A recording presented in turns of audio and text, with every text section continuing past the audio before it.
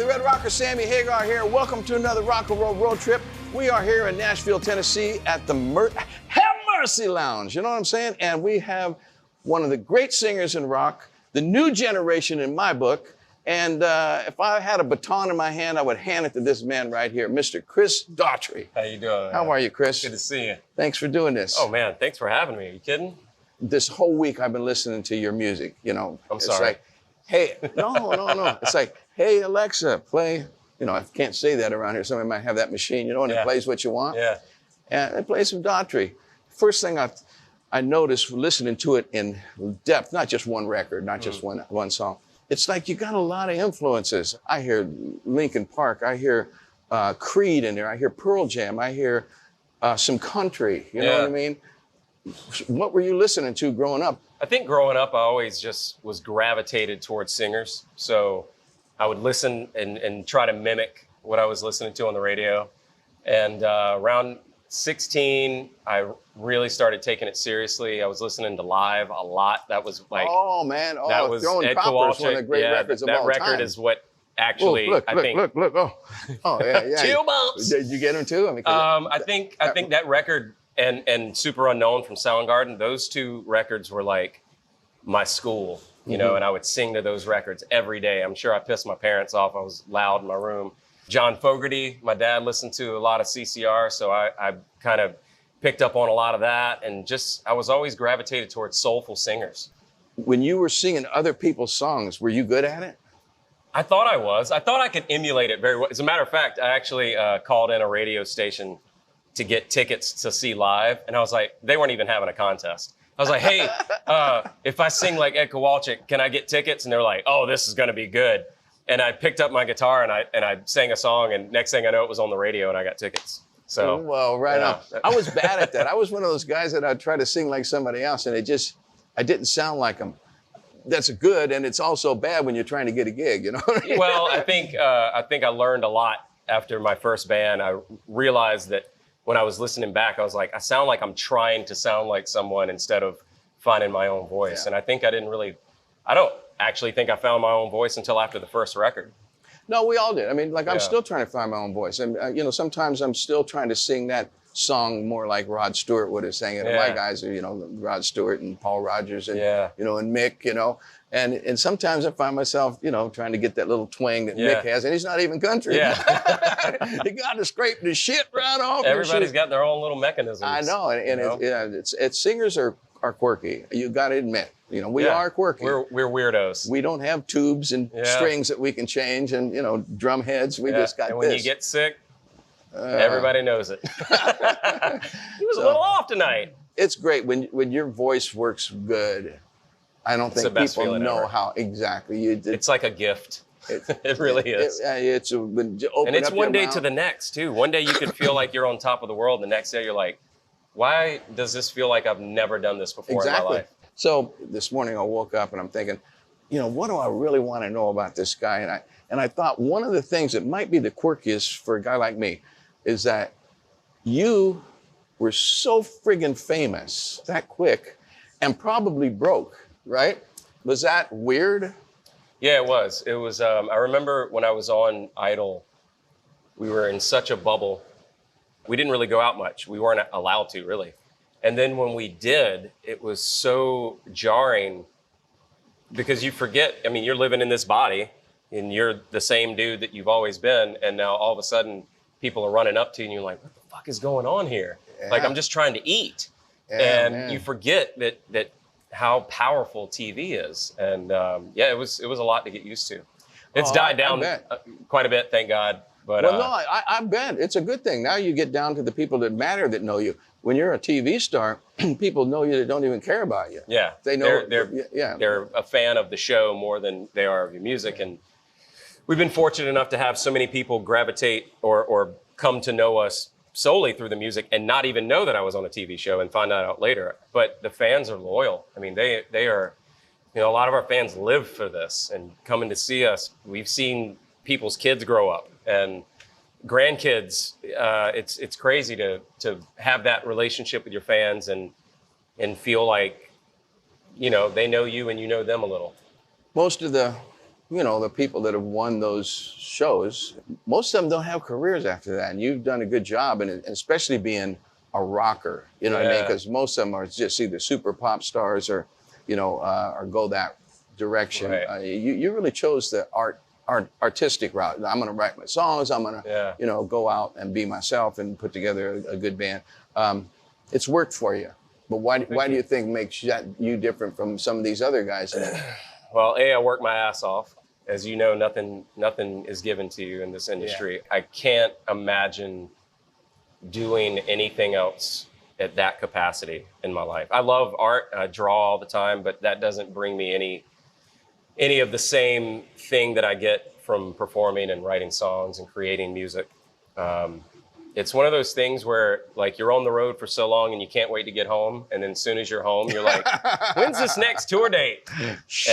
Because you're good, too. See, you left that out. Now I got to say it. And I'm really good. Okay, part of the reason why he made it, and a lot of them don't, is because he's freaking good. He's talented. He can sing. He can write. You know, he can perform. You know, and he's good looking. Look at this guy. Young, handsome in the gym. When you stay out of the gym, you make me look good. If I'd have known this, I would have asked you to wear long sleeve shirt. Okay. And baggy clothes and stuff. Next time. Promise. All baggy. Around an old guy making me look bad like this.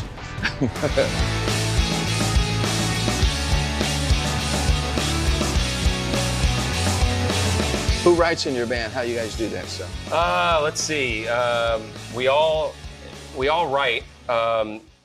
Typically, I'll start something with my producer, or one of the guys will send an idea or a track they've been working on, and I'll either write lyrics to it, or it's really never the same every time. You know, it's sometimes we'll get together and be like, let's see what we come up with. Sometimes we've written stuff in the dressing room, like impromptu, and it stuck.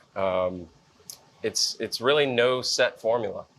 Admit it, we don't know what the hell we have we're no doing. idea. No, it's like who knows what a hit song is now? I feel like great songs are already out there in the ether, and if you're lucky enough to grab it, then accept it and be grateful.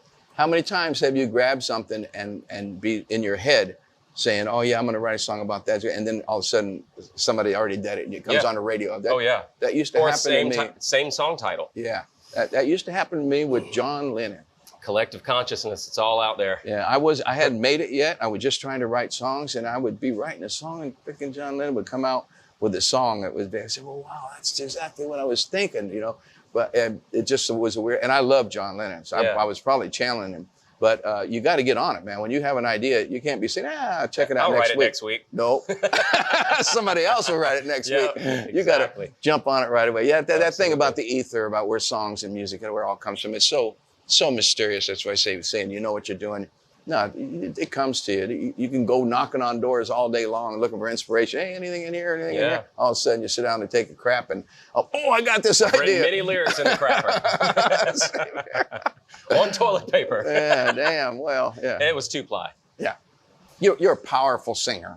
And I think I get the feeling you like to sing all kinds of different shit, right? I do. Yeah. Well, like what? What's your favorite kind of thing to? I mean, if you could only sing one, I mean, I know that's a horrible thing. I'm a rock guy at heart, you know, through and through.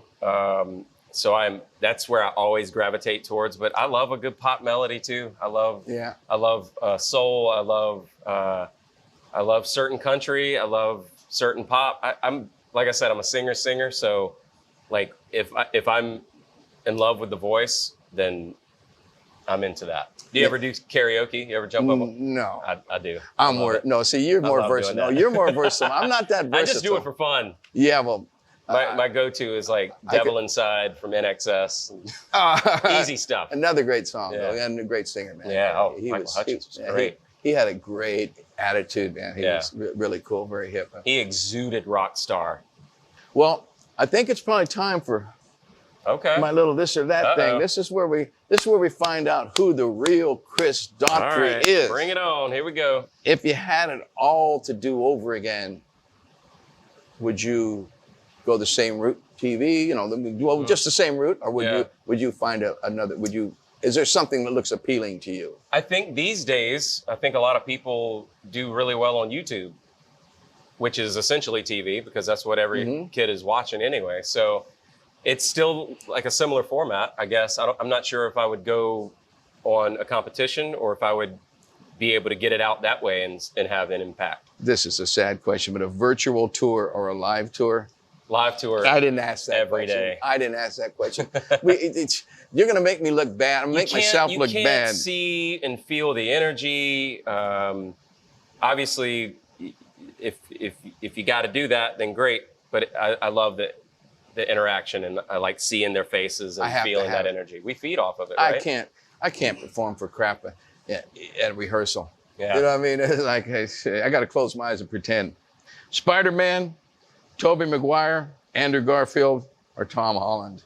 Ooh, that's a good one. Hey. This is the first time you know what? I loved Tobey Maguire. I gotta say Tom Holland's killing it. Tom Holland's killing it.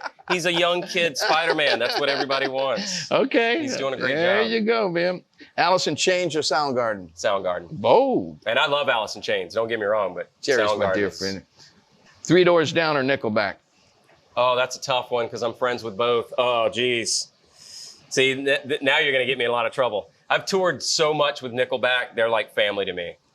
So I gotta You go. have to. I gotta go with. You're obligated. We know Chad. I wouldn't let you. Sorry, Brad. I love you too, Exactly. brother. Listen. This is important stuff here. We're both friends with Chad, and he's a big tough guy, man. Big Tall old dude. farm boy. You know, looks like he probably could beat the shit out of us. He can ride a four-wheeler, that's for sure. Yeah. So you want to do a little song here? Let's do it. We're going to bring your buddy Brian out here. Yes. Brian. Where's Brian? Brian's in the house. Summons that man. Summons that man to the guitar. Now, my favorite part of the show is the musical part of the show, and getting to sing with Chris Daughtry is a f***ing honor, and this is awesome. Likewise. And we have a guitar. We have a real guitar player in the house, man. We have like Brian in the house, a real guitar player, and I just get to sit over here and noodle and fake it. What do you think? Let's do it. ZZ? Let's do it. You count it. You're the real musician.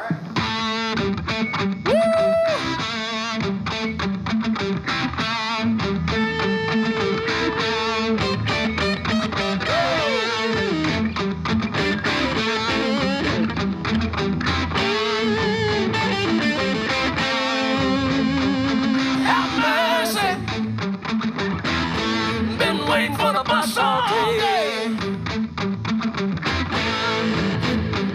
Have mercy. Been waiting for the bus all day. I got my brown paper bag and my take-home pay.